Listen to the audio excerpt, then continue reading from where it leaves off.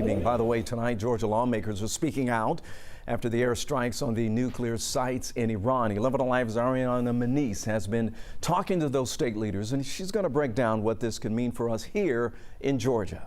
Iran's key nuclear enrichment facilities have been completely and totally obliterated. The United States airstrike Saturday night followed escalating tensions between Iran and Israel. Happy to a certain degree that finally justice. Georgia Insurance Commissioner John King, a retired Major General and 2026 U.S. Senate Republican primary contender, strongly backed the move. Iran, as a country who foments terrorism around the world, who has got plenty of blood on their hands, and finally they've been held accountable. King believes the strike could prevent future attacks. Republican Governor Brian Kemp also praised the strike, posting on X, "America can never allow Iran to obtain a nuclear weapon."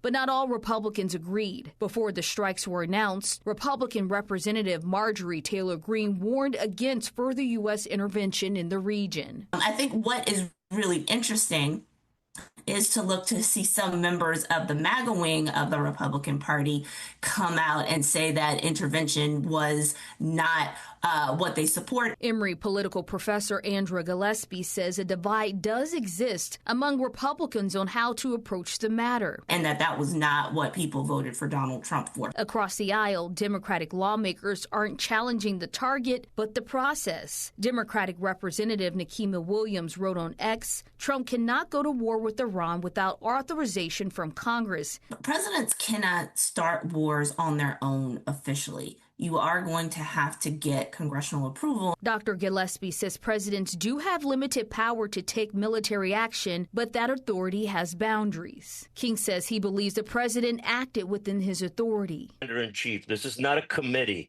Imagine trying to go and negotiate with 400 plus members of Congress whether the United States should defend themselves. Democratic Senator John Ossoff is calling for a full briefing while offering prayers for deployed service members. With the next moves unclear, Gillespie says Georgians, like all Americans, should stay alert. Be prepared for how Iran chooses to respond to this.